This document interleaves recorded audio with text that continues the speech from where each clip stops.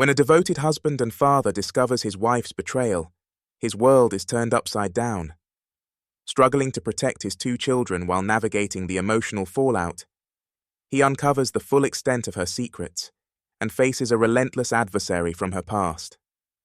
As tensions rise, he must make tough decisions to shield his family and find a path forward. This gripping story of love, heartbreak, and resilience will keep you hooked as you follow one man's journey through betrayal and redemption. Will he manage to rebuild his life and safeguard his kids? Or will the past destroy everything? Sometimes, the quietest lives hide the loudest secrets. That's how it was in the small town of Ashton, nestled in the heart of Michigan, where winters were as cold as the people were warm. It was 2015, a year of calm for most, but a turning point in my life. Back then, I thought I had it all: a loving wife, 2 incredible kids, and a life that felt just right. I didn't realize how quickly everything could fall apart. My name is Daniel, but my friends call me Danny. I wasn't a man with grand ambitions. I worked as a school bus driver, humble, steady work that let me spend evenings with my family. My wife, Claire, was my world. She was the first girl I ever fell for. And even after 13 years of marriage, her smile still made my heart skip a beat. Or at least, it used to. Claire was everything I wasn't. She was bold where I was reserved, the social butterfly to my homebody ways. People loved her, and why wouldn't they? She had this energy about her, this way of lighting up a room that made you forget your worries, even if only for a moment. Our kids, Emma and Ben, were just like her, bright, cheerful, and always up for an adventure. And me, well, I was the glue, the guy who held it all together behind the scenes. But life has a way of testing even the strongest bonds. Looking back, there were signs, tiny cracks in the foundation that I ignored. Maybe it was because I didn't want to believe anything could threaten the life we'd built. Or maybe I just didn't want to see the truth. It started small, as these things often do. Claire began spending more time at the gym, a new membership she'd been excited about for months. I didn't think much of it. She deserved to do something for herself, and after all, staying healthy was important. But the hours stretched longer. First, it was an hour, then 2. Then, there were the nights she'd grab dinner with her gym friends, the names of whom I never quite caught. I didn't question it. Why would I? She was my wife, the woman who stood by me through thick and thin. Trust was the bedrock of our marriage, or so I thought. One night, as we lay in bed, I asked her about her new friends, just casually, like any husband would. Her answer was quick, dismissive, almost rehearsed. "Just some girls from spin class," she said, turning back to her phone. And yet something in her tone made my stomach tighten. It wasn't like her to be so distant. The moment I realized something was wrong didn't come with fanfare. It wasn't a dramatic confrontation or a sudden revelation. It was a perfume bottle. A tiny, unfamiliar glass bottle I found in her gym bag one morning while looking for a missing sock. The scent wasn't one I'd ever smelled on Claire before. Sweet, exotic, and completely out of character for her usual preferences. I asked her about it that evening, casually, trying not to seem accusatory. "Oh, that?" she laughed, her voice just a little too high-pitched. "It's from a friend at the gym. She thought I'd like it. And that was it." She moved on to talking about Emma's school project, as if nothing had happened, but the seed of doubt was planted. A few weeks later, I came home early from work, something I rarely did. The house was quiet. Too quiet. Normally, Claire would be in the kitchen, singing along to her favorite playlists, or Ben and Emma would be playing in the living room. But that day, the silence was suffocating. I called out for Claire, my voice echoing through the empty halls. Her car was in the driveway, so I knew she was home. Finally, I found her in the bedroom, on a video call. When she saw me, her face froze for just a fraction of a second, so brief I almost missed it. Then she smiled, said goodbye to whoever she was speaking to, and turned to me with a perfectly normal, "Hey honey, you're home early." I wanted to believe her, to trust that it was nothing, but the nagging feeling in my gut wouldn't let go. I'd seen something in her eyes, a flicker of fear or guilt, maybe. And for the first time, I felt like a stranger in my own marriage. I didn't say anything that day I couldn't. What would I even say? "Hey Claire, is there something you're not telling me?" It sounded ridiculous, even in my head. So I pushed it down, convincing myself I was imagining things. But deep down, I knew. The life I thought we had. It was already slipping through my fingers. The cracks were there, and they were spreading. I just wasn't ready to face what lay beneath. Claire's newfound habits weren't something I could ignore anymore, even if I wanted to. The late nights, the phone calls that ended abruptly when I walked in, the way she seemed more distant than ever. It all felt like pieces of a puzzle I couldn't put together. But the real breaking point came on a Friday evening. I had just finished work and decided to surprise her by picking up her favorite dinner from the Thai place down the street. She loved their green curry, and I thought maybe it would spark some kind of normalcy. When I got home, the house was dark, except for the faint glow of the living room lamp. Claire wasn't there. Emma and Ben were at a friend's house for a sleepover, and Claire hadn't mentioned any plans. I sat there waiting, the food growing cold on the table, until she walked in around 10 p.m. Her hair was disheveled, and she had a faint blush on her cheeks. "Where were you?" I asked, trying to keep my voice steady. She hesitated, just for a second, then gave me that practiced smile of hers. "I was at the gym," she said, kicking off her shoes. "You didn't text me you were coming home early." "I brought your favorite," I said, motioning to the table, ignoring her attempt to deflect. "Figured we could have dinner together." Her eyes flicked to the untouched food, then back to me. "That's sweet," she said, but her tone was hollow. "I'm not really hungry, though I grabbed something with the girls after spin class." The excuse felt like a slap. I didn't press her, though instead, I watched her retreat to the bedroom, her phone already in her hand. She didn't even glance back. The next day, I started piecing things together. I knew the gym schedule by heart. How could I not, after hearing about it every week? Her class ended at 8:30 p.m. So where had she been for the extra hour and a half? And who were these girls she was always with? Something wasn't adding up, and for the first time, I wasn't content to let it slide. That night, while Claire was in the shower, her phone buzzed on the nightstand. I glanced at it, the screen lighting up with a name I didn't recognize. Josh. My heart sank. It wasn't one of her girlfriends. Without thinking, I picked up the phone and opened the message.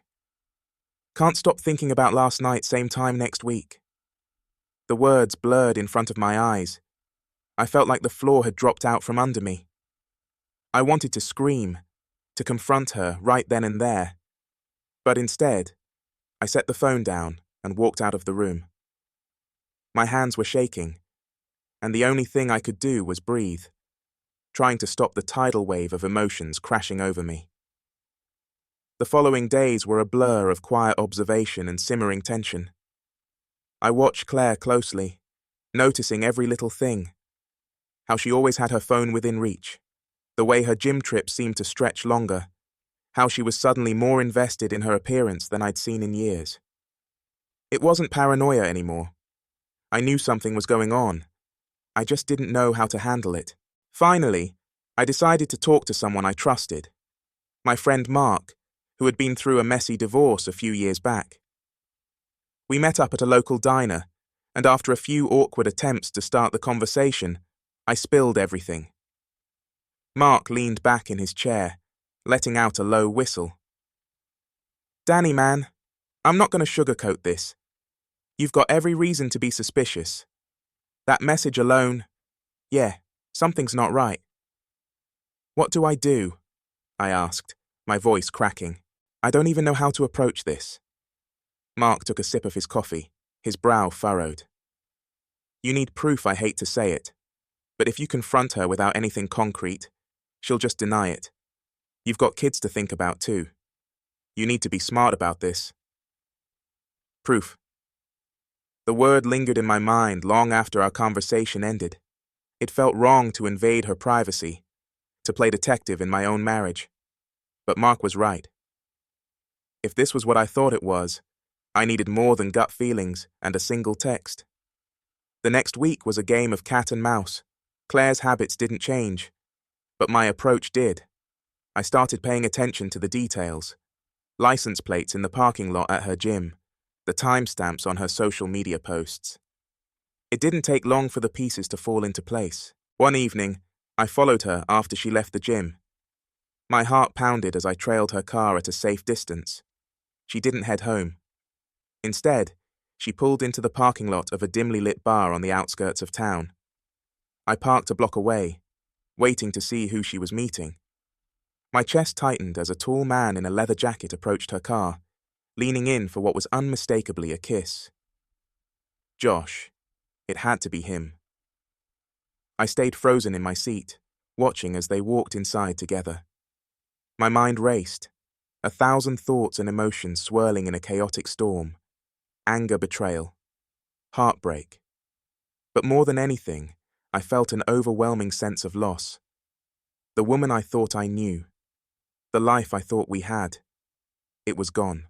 When Claire came home that night, I didn't say anything I couldn't. I needed time to think, to figure out my next move. But she must have sensed the shift. The way I looked at her was different now, colder, more distant. For the first time, she seemed uneasy. Is everything okay? She asked as we got ready for bed. I hesitated, forcing a smile. Yeah, just tired. It was a lie, and we both knew it. The following days were some of the hardest of my life. I couldn't bring myself to confront her yet. Every time I looked at her, I saw flashes of that parking lot, of her with him. But I also saw Emma and Ben, our kids, who had no idea what was happening. I couldn't destroy their world without a plan. I started documenting everything. The gym trips, the messages, the nights she came home late. Mark helped me connect with a private investigator, someone who could gather the proof I needed without me having to dig through her phone or follow her around town. The investigator's findings were even worse than I'd expected. Claire and Josh had been seeing each other for months. Their meetings were regular, deliberate, and completely unapologetic. The pictures, the texts, it was all there in black and white. By the time I had everything, my anger had crystallized into something sharper, more focused. I wasn't just a man scorned anymore. I was a father, a protector, and I knew what I had to do. Before I continue, if you're finding this story gripping, take a moment to like, share, and subscribe to the channel. Your support helps us bring more stories like this to life, and we'd love to hear your thoughts in the comments. Claire's betrayal was undeniable now, and there was no escaping the confrontation.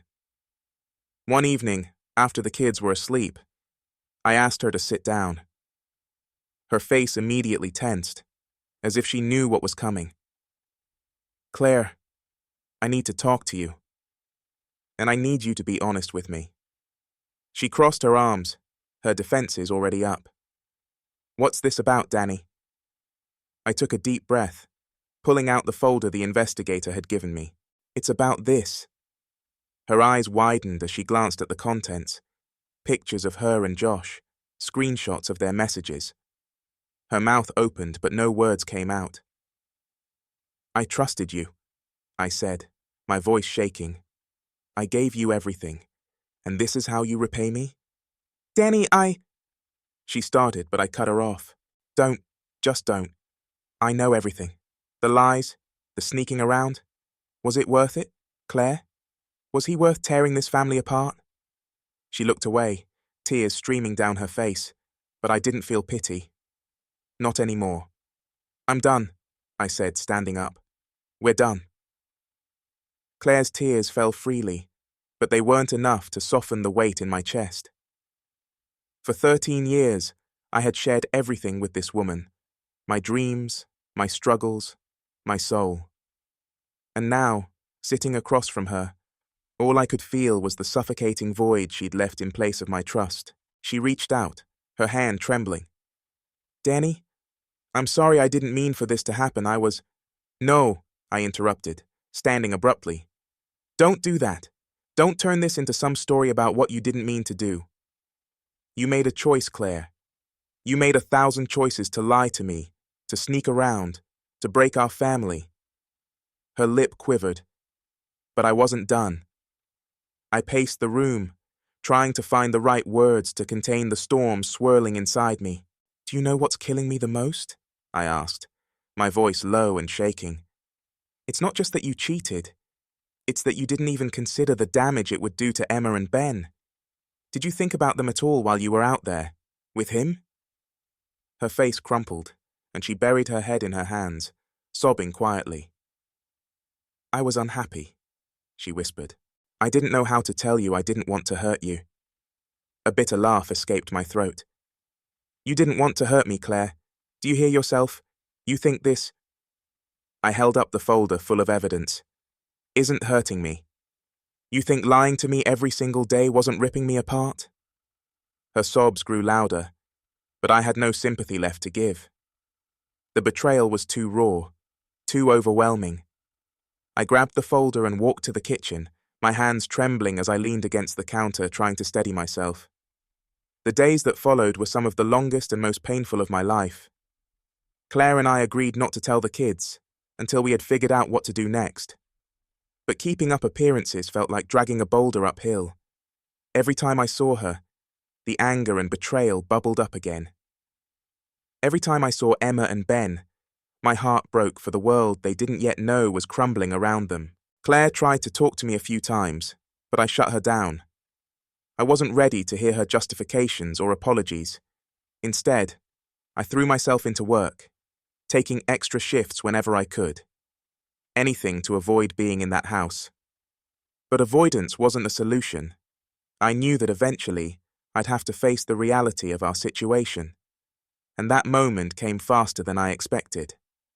One evening, as I was picking the kids up from school, Emma looked up at me from the back seat with her big, innocent eyes.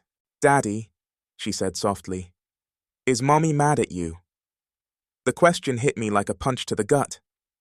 I tightened my grip on the steering wheel, forcing a smile. Why do you ask that, sweetie? She's been crying a lot, Emma said, her voice barely above a whisper. And you don't smile at her anymore. Did you have a fight? I swallowed hard, my mind racing.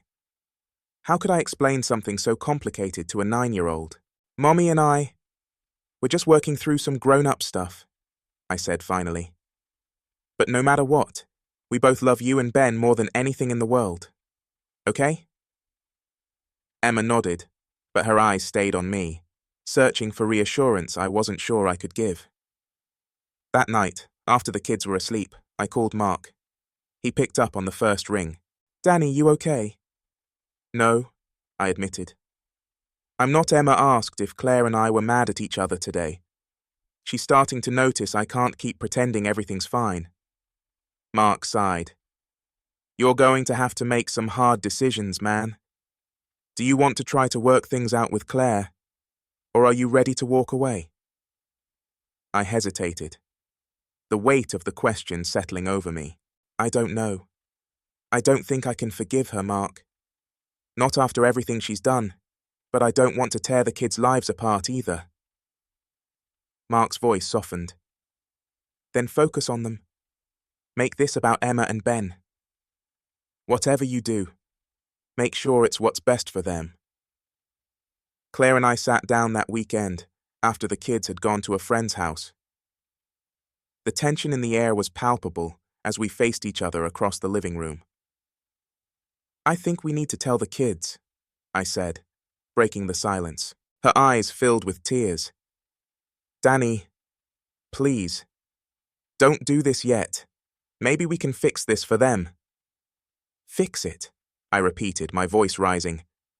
You think we can fix this, Claire? You destroyed everything. How do you expect me to pretend like this never happened? Her tears spilled over, and she reached for my hand. But I pulled away. I'm not saying it'll be easy, she said, her voice cracking. But I'm willing to try for the kids, for us, please. Danny, I'll do whatever it takes. Her words hung in the air, heavy with desperation. For a moment, I wanted to believe her. I wanted to believe we could go back to the way things were, that we could somehow rebuild the trust she'd shattered. But deep down, I knew it wasn't possible. I can't, I said finally, my voice barely above a whisper. I can't look at you and not see the lies. I can't trust you again, Claire. It's over. She broke down completely, sobbing into her hands as I walked away, the finality of my words echoing in my mind. The next week, I filed for divorce. It was one of the hardest decisions I've ever made, but it was also the most necessary. Claire and I agreed to split custody of the kids, and I moved into a small apartment a few miles away. It wasn't much, but it was a fresh start, a chance to rebuild my life on my own terms. Telling Emma and Ben was gut-wrenching, Claire, and I sat them down together, explaining as gently as we could that we would be living in separate homes. Emma cried, clinging to me and begging me not to leave Ben, too young to fully understand, just looked confused. As I hugged them both, I promised them that no matter what, I would always be their dad. I would always be there for them. And I meant it. In the months that followed, I focused on healing. I spent as much time as I could with Emma and Ben, making new memories and finding joy in the little things. I leaned on Mark and other friends for support, slowly piecing myself back together. Claire and I kept things civil for the kids, but our interactions were strained and brief. She tried to reach out a few times, but I kept my distance. I knew that in order to truly move on, I had to let go of the past, and of her. One evening, as I watched Emma and Ben playing in the park, I felt a sense of peace I hadn't felt in a long time. My life wasn't perfect, but it was mine. And for the first time in months, I felt hopeful about the future. If this story has resonated with you, don't forget to like, share, and subscribe to my channel. Your support helps us bring more stories like this to life. Let me know your thoughts in the comments. I'd love to hear from you. Claire and I settled into our new reality as best we could, but the tension between us was undeniable. We managed to keep things civil for the kids, but every conversation felt like walking on a razor's edge. Beneath the surface, emotions simmered. Anger, resentment, regret, all waiting for the right moment to boil over. And that moment wasn't far off. One Saturday afternoon, I arrived to pick up Emma and Ben for the weekend. Claire had the kids ready at the door, their backpacks neatly packed, and her expression was carefully neutral. It was a routine exchange, the kind we'd done a dozen times before. But this time, something was different. "Can we talk for a second?" Claire asked, her voice hesitant as she glanced at the kids. "Alone?" Emma and Ben were already climbing into my car, so I nodded, stepping back inside. The air between us was heavy as she closed the door behind me. "I've been thinking," she began, wringing her hands, "about everything about us." "Claire," I said, cutting her off, "we've had this conversation already. There's nothing left to say. Please, just hear me out," she pleaded, her voice trembling. "I know I messed up. I know I hurt you, but I still love you, Danny. I can't let this be the end for us." Her words hung in the air, and for a moment, I almost felt the weight of what we'd lost. But then I remembered the lies, the betrayal, the months of deception. The pain resurfaced, sharper than ever. "You don't get to say that," I replied, my voice low but firm. "You don't get to destroy our family and then act like you're the victim." "I'm not trying to be the victim," she shot back, her tone defensive. I'm trying to fix this. For the kids. For us. Doesn't that mean anything to you? It's too late, I said, shaking my head. The trust is gone, Claire. You can't rebuild what you've burned to the ground. Her face crumpled, tears streaming down her cheeks. But I couldn't let myself soften. I turned and walked out, the sound of the door closing behind me like the final nail in the coffin of our marriage. The kids were unusually quiet during the drive to my apartment. Emma stared out the window, her expression thoughtful. While Ben busied himself with a handheld game, I could feel the weight of their questions, the unspoken tension that hung in the air. Daddy? Emma finally said, breaking the silence. Do you still love Mommy? The question caught me off guard, and for a moment, I didn't know how to respond. How could I explain something so complicated to a 9-year-old? I'll always care about Mommy, I said carefully, glancing at her in the rearview mirror. She's your mom, and that will never change. But sometimes, grown-ups don't see things the same way anymore. Emma didn't say anything, but the sadness in her eyes spoke volumes. I reached over and gave her hand a gentle squeeze, wishing I could shield her from the pain of it all. As the weeks went on, I tried to focus on creating a sense of stability for the kids. I threw myself into work and spent as much time with Emma and Ben as possible. We went to the park, baked cookies, and watched movies late into the night. But no matter how much I tried to distract myself, the reality of what had happened lingered like a shadow. Meanwhile, Claire seemed to be spiraling. I heard through mutual friends that she'd stopped going to the gym, and her social circle had grown noticeably smaller. One evening, she called me out of the blue. I need to talk to you, she said, her voice strained. About what? I asked, already bracing myself. Just, please can you come over? It's important. Against my better judgment, I agreed. When I arrived at the house, she looked pale and exhausted, as if the weight of everything had finally caught up with her. What's going on? I asked, keeping my tone neutral. She hesitated, wringing her hands as she avoided my gaze. I need to tell you the truth, she said finally. About Josh. The name hit me like a slap. I hadn't heard her say it out loud before, and the sound of it made my stomach churn. What about him? I asked, my voice tight. He's been calling me, she admitted, her voice barely above a whisper. He wants me back. But I told him no. I ended it. I stared at her, trying to make sense of what she was saying. Why are you telling me this? Because I want you to know that I'm done with him, she said, tears streaming down her face. I made a mistake, Danny, a horrible mistake, and I'll regret it for the rest of my life, but I'm trying to make things right. Her words stirred something in me. Anger, frustration, maybe even pity. But they didn't change anything. The damage was done, and no amount of apologies could undo it.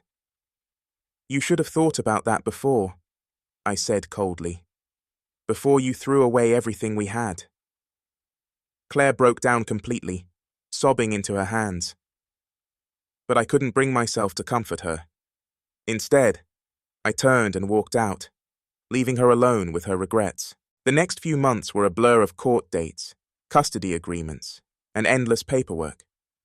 Claire and I managed to keep things civil for the sake of the kids, but the emotional toll was undeniable. Emma and Ben were resilient, but I could see the cracks in their smiles, the sadness they tried so hard to hide. One evening, as I was tucking Emma into bed, she looked up at me with tears in her eyes. I miss how things used to be, she whispered. My heart broke for her, and I pulled her into a hug. I know, sweetheart, I said softly. I miss it too. But we're going to be okay, I promise. It wasn't a perfect answer, but it was the best I could give. By the time the divorce was finalized, I felt a sense of relief mixed with exhaustion. The battle was over, but the scars remained. I moved into a new apartment and focused on building a fresh start for myself and the kids.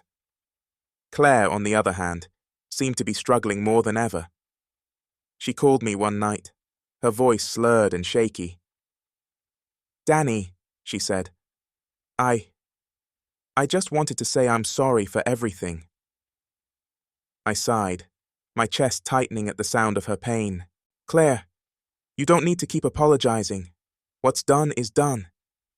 "But I do," she insisted, her voice cracking. "I ruined everything. And now, I don't even know who I am anymore." Her words hung in the air, heavy with regret. For a moment, I considered offering her some kind of comfort, but I stopped myself. She had to find her own way forward, just like I had. "Take care of yourself, Claire," I said finally, before hanging up. "If you're still here, thank you for following this story. If it's resonated with you, don't forget to like, share, and subscribe to the channel. Your support means the world to me, and I'd love to hear your thoughts in the comments below."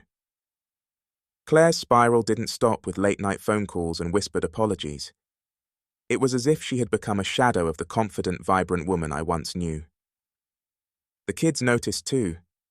Emma would glance at her mother with worry etched across her face, while Ben, though too young to fully understand, seemed to sense the tension that never left the room when we were all together. I had done everything I could to shield them, but even the strongest walls crack under pressure. It wasn't just Claire's regret that haunted me. It was the nagging thought that perhaps I could have done something differently, said something differently, that might have changed the outcome. But those thoughts were a trap, a vicious cycle. I refused to get caught in. I had to stay focused on the present. One evening, as I was finishing up dinner with the kids, my phone buzzed on the counter. It was a text from Claire. "We need to talk. It's urgent." I stared at the message, a sinking feeling in my stomach. Urgent. What could be so urgent now, after everything that had already happened? Later that night, once the kids were in bed, I called her. She picked up on the first ring. "Danny," she said, her voice shaking. "Something happened, Josh. He's been threatening me." The name hit me like a brick. I hadn't heard it in months, and the sound of it made my blood boil. "What do you mean, threatening you?" I asked, trying to keep my voice calm. He won't leave me alone," she admitted, her voice breaking. "He's been showing up at my work, sending me messages. I told him it was over. But he doesn't care I'm scared, Danny." My mind raced. Claire's actions had caused immeasurable pain, but hearing the fear in her voice stirred something protective inside me. No matter what had happened between us, she was still the mother of my kids, and no one had the right to harass her. "Have you gone to the police?" I asked. "No," she said quickly. "I don't want to make things worse." "Claire, you can't just ignore this," I said firmly. "If he's threatening you, you need to take action." "I don't know what to do," she whispered, her voice barely audible. For a long moment, I didn't say anything. I hated that she was in this position, hated that her choices had dragged this toxic person into our lives. But more than anything, I hated the thought of Josh causing more harm, especially to our kids. "We'll figure it out," I said finally, my voice steady. "But you need to be honest with me about everything. No more secrets." The next few weeks were a whirlwind. Claire filed a police report, and I offered to take the kids for a while, so she could focus on resolving the situation. Emma and Ben were thrilled to spend more time at my place, but they could sense the unease that lingered in the background. "Why can't we go to Mum's?" Emma asked one night as I tucked her into bed. "Mum just needs some time to take care of a few things," I said carefully. "But you'll see her soon, I promise." It wasn't a perfect answer, but it was enough to satisfy her for the moment. Still, the weight of the situation pressed down on me like a boulder. I had thought the worst was behind us, but it was clear now that the fallout was far from over. Everything came to a head one Friday night. I had just put the kids to bed when my phone rang. It was Claire. "Danny," she said, her voice panicked. "He's outside." My heart stopped. "What, Josh is at your house?" "Yes," she whispered, her voice trembling. "He's banging on the door. I don't know what to do." "Call the police," I said immediately, already grabbing my keys. "I'm on my way." "I'm scared," she said, her voice breaking. "Please hurry." I didn't think twice. I jumped in my car and drove like a madman to her house, my mind racing with worst-case scenarios. By the time I pulled into her driveway, my adrenaline was pumping. Josh was there, pacing angrily on the front porch. He turned when he saw my headlights, his expression shifting to one of surprise, and then hostility. "This isn't your business," he snarled as I stepped out of the car. "Like hell it isn't," I shot back, keeping my voice calm but firm. "You need to leave now." He laughed bitterly, shaking his head. "What are you gonna do? Play the hero? You think she's worth it?" I took a step closer, my fists clenched at my sides. "You've got two choices," I said evenly. "Walk away, or I call the cops your call." For a moment, I thought he might lash out, but then the sound of sirens in the distance made him hesitate. He glared at me, his eyes filled with rage, before finally backing down. "This isn't over," he muttered before storming off. I waited until the police arrived, giving them a full account of what had happened. Claire was shaken but unharmed, and the officers assured her that they would handle the situation. Still, the encounter left us both rattled. That night, as Claire sat on the couch, her hands still trembling, I realized something important. Despite everything she had done, despite all the pain and betrayal, I didn't want to see her hurt. Maybe it was because of the years we'd shared, or maybe it was because of the kids. Either way, I knew I couldn't turn my back on her completely. "You're going to be okay," I said softly, sitting down beside her. She looked at me, her eyes filled with a mix of gratitude and regret. "Thank you, Danny, for everything." I nodded, not trusting myself to say more. There was still so much left unsaid, so many wounds that hadn't healed. But for the first time in a long time, I felt a glimmer of hope, not for us, but for the future. If you've been following this story, thank you for sticking with me. Don't forget to like, share, and subscribe to the channel for more stories like this. And let me know your thoughts in the comments. I'd love to hear from you. The days after Josh's confrontation were a whirlwind of emotions and decisions. Claire, shaken to her core, began taking steps to protect herself. She installed new locks, filed for a restraining order, and started attending therapy sessions to address the choices that had led her to this point. Meanwhile, I focused on keeping the kids in a stable routine, shielding them from the turmoil as much as I could. But the fallout wasn't over. If anything, it was just beginning.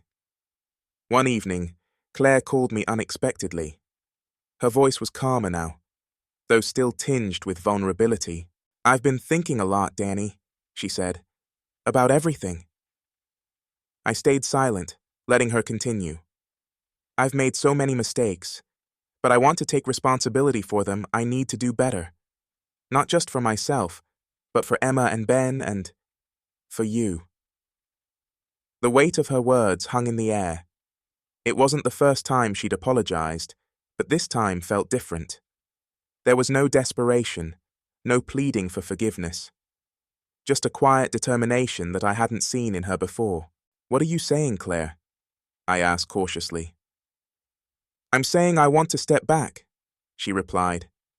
"From the house, from the kids, from everything. I need time to figure out who I am and how to fix what I've broken. And I think they're better off with you right now." The shock of her words left me momentarily speechless. Claire had always been fiercely protective of the kids, even in the midst of our divorce. For her to suggest stepping away was a monumental shift. Are you sure about this? I asked, my voice low.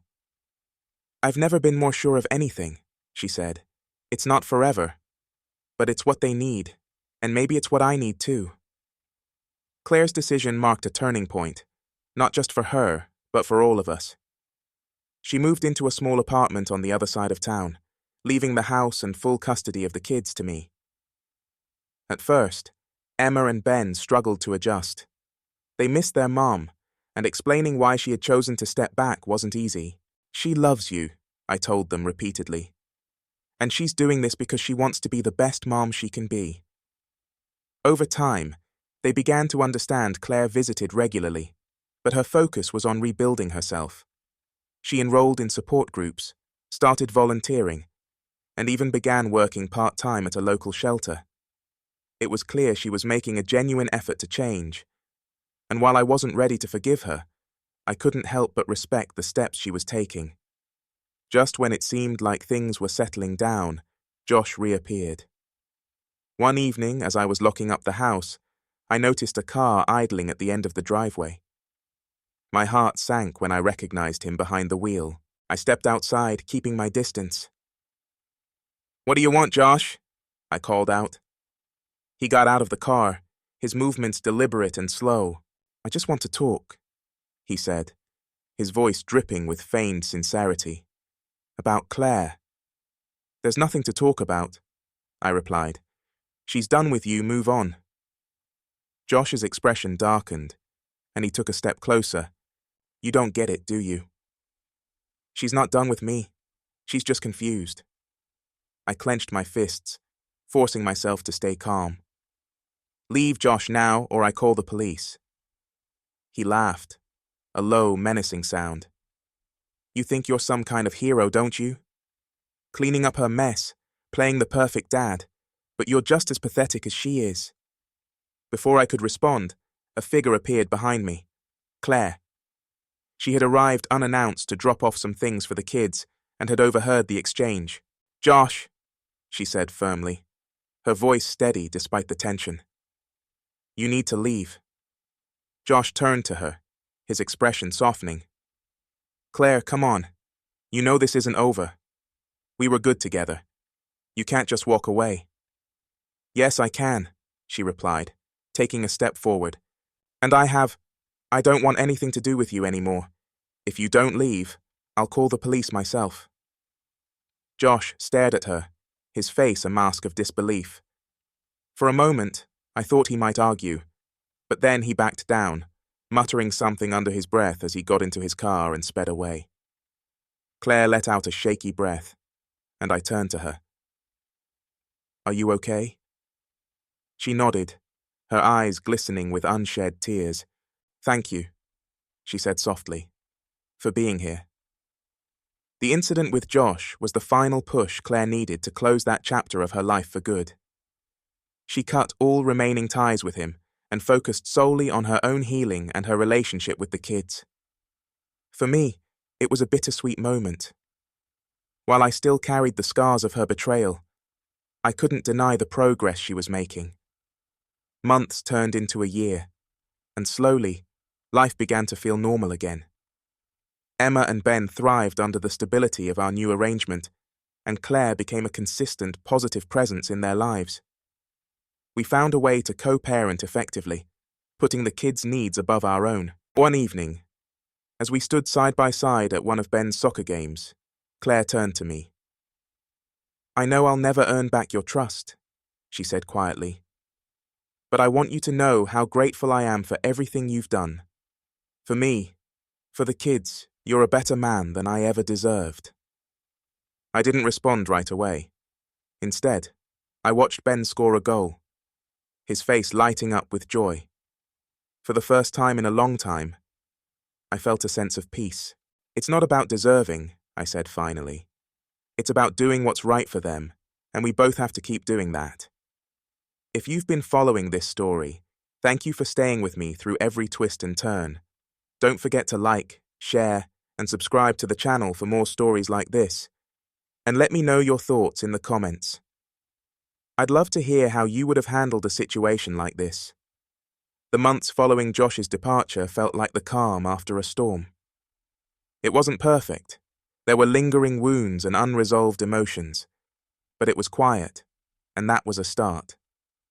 Claire continued to focus on rebuilding her life, and I stayed committed to giving Emma and Ben the stability they needed. We had found a rhythm, one that worked for all of us. Claire's growth was undeniable. She became more present, more mindful of her actions, and, most importantly, more honest, with herself and with those around her. Her therapy sessions seemed to be paying off, and her relationship with Emma and Ben was stronger than ever. She no longer tried to overcompensate or sugarcoat things. Instead, she met them where they were, showing them love in the ways they needed most. For me, the journey was different. Forgiveness didn't come easily, and I wasn't sure it ever would. But over time, I realized that holding on to anger wasn't helping anyone, least of all me. I learned to let go, not for Claire's sake, but for my own. It wasn't about condoning what she had done. It was about freeing myself from the weight of it. One afternoon, as Emma and Ben played in the backyard, Claire stopped by to drop off some school supplies. We stood on the porch, watching the kids laugh and chase each other around. "They're happy," she said softly. "They are," I agreed, "and that's what matters." She hesitated for a moment, then turned to me. "Danny, I know I've said this before, but thank you for stepping up when I couldn't, for being the rock they needed." I looked at her, searching for the right words.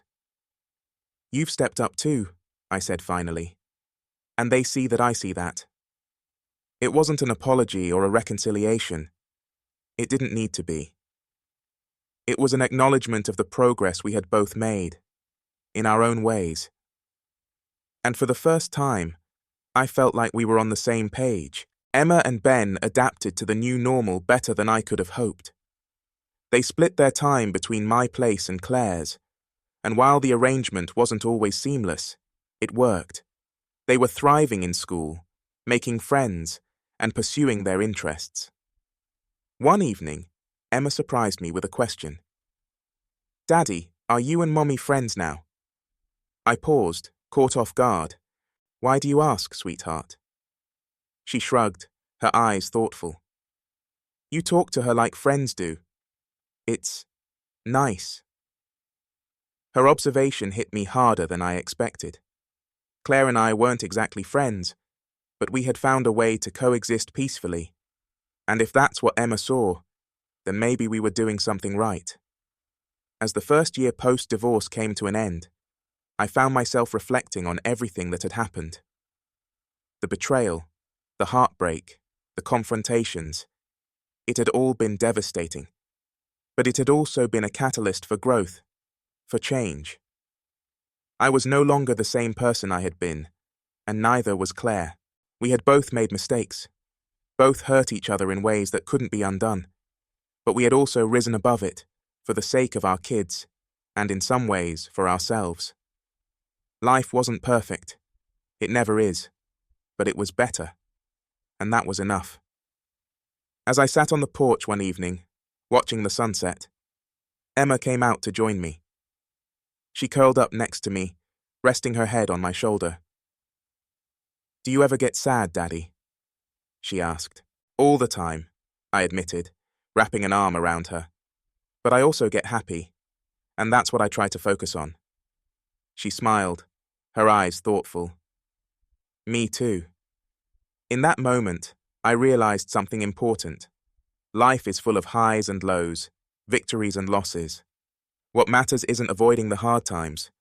It's how we rise from them, how we choose to move forward. Months later, as we celebrated Ben's 10th birthday, I looked around the room. The kids were laughing, Claire was helping Ben blow out his candles, and for the first time in what felt like forever, everything felt okay. Not perfect, not the way it used to be, but okay.